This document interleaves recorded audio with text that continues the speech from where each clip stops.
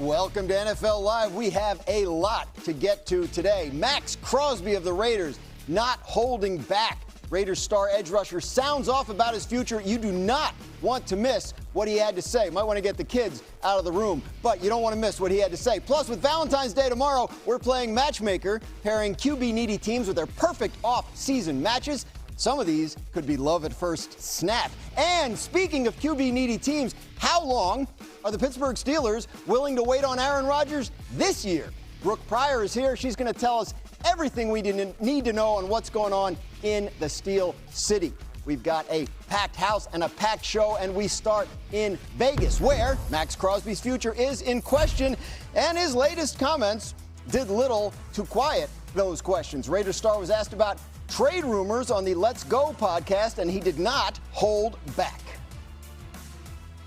I just want to play football and be left the fuck alone, period. And if people that don't understand that don't fucking know me. People can say whatever they want, but truly, I don't give a fuck besides playing football and winning football games. I give my whole life to this sport every single day. I'm here every morning. My alarm goes off at 4:55, and I am driving 35 minutes across town in an empty, dark building, doing the same thing every single day, trying to help my team, trying to help myself. People can talk all they want. People go on Twitter. I don't even see it. Half of it is news to me. I just care about playing football. So, yeah, I still don't get why he lives so far from the facility. But anyway, it's Friday on NFL Live. I'm Dan Graziano. We're here with Brooke Pryor, as I mentioned, Mike Tannenbaum, and Jeremy Fowler. And let's start there with Maxx Crosby. Mike T., what was your reaction when you heard what he had to say?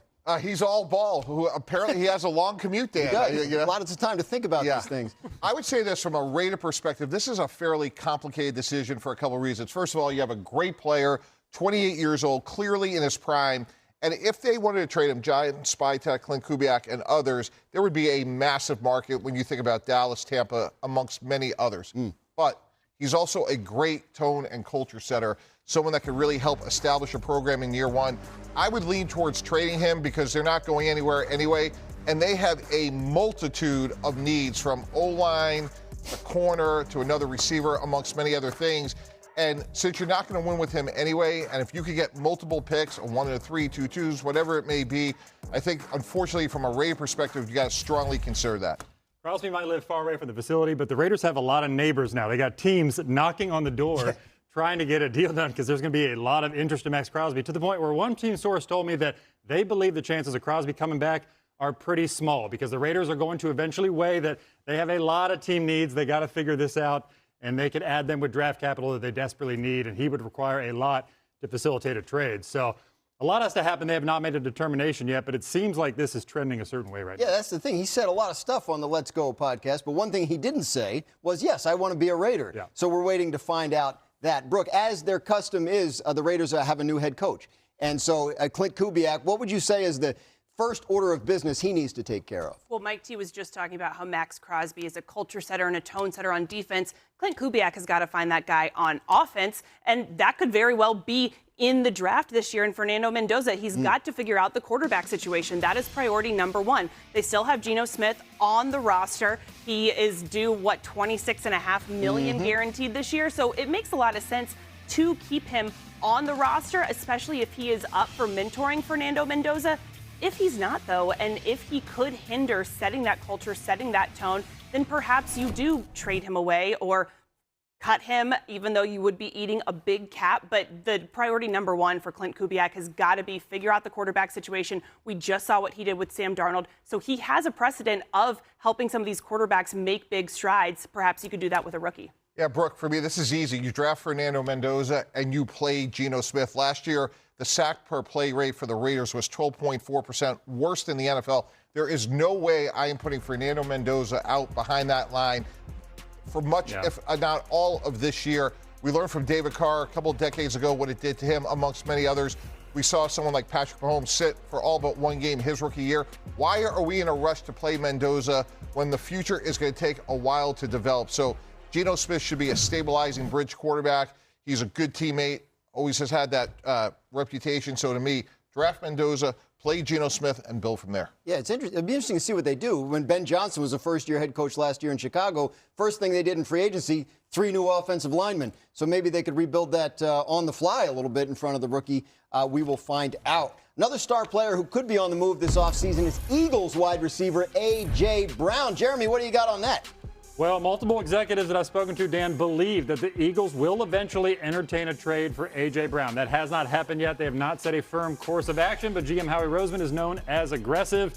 It was pretty clear throughout the year that A.J. Brown had moments of unhappiness and frustration about 8 or 9 different times. Clear. So that's sort of on the table. They could rebuild with Devontae Smith, Saquon Barkley, and maybe add a piece or two with those new draft picks they could get another receiver, maybe rebuild the O-line a little bit. So the Eagles have some options, but Brown's name is percolating this week for sure. Yeah, no doubt. And it was clear that the year did not go the way he wanted it to go. It did not go the way the Eagles wanted it to go. But A.J. Brown averaged the fewest yards per reception in any season of his NFL career. His yards per game and first downs were also his lowest since joining the Eagles. Worth noting, Brown was targeted more this year than he was last year in the Eagles Super Bowl season, but his catch percentage was down. So, Brooke, with Philly expected to entertain A.J. Brown trade conversations, what should that tell us about the Eagles' overall approach to this offseason? Well, as Jeremy just said, the front office is incredibly aggressive. And when I spoke with a league source, they said nobody in Philly is off limits. And in Philly, everything is transactional. That means that, yeah, A.J. Brown absolutely on the table. Maybe they don't have a trade right now, but as you guys mentioned, he was unhappy. There is clearly frustration there on both sides. This offense could look a little bit different this coming year with the new offensive coordinator. Now's the time to get a fresh start, get some return from A.J. Brown. Both sides end up better off in the long run. Yeah, Brooke, like the easy one for me would be A.J. Brown to Buffalo for the 26 picks that we talked about this morning. I think that's a win-win. And when you think about Philadelphia, they do have to address the offensive line. Landon Dickerson may retire. Lane Johnson is clearly close to the end. Chris Cooper, I think, is going to do a good job as the new O-line coach, but that's going to take some time as well. So if I'm Philly, I could get a 1 for A.J. Brown, who's 28, still in his prime. I think that's a way to rebuild on the fly. So, again, very good player, probably needs a change of scenery. We'll see what happens in Philadelphia. Obviously, you mentioned it'll be a new offense, but they need a new offense. The offense was very disappointing last year in Philadelphia as they tried and failed to defend their Super Bowl title. We have a lot more to get to on NFL Live. Love is in the air.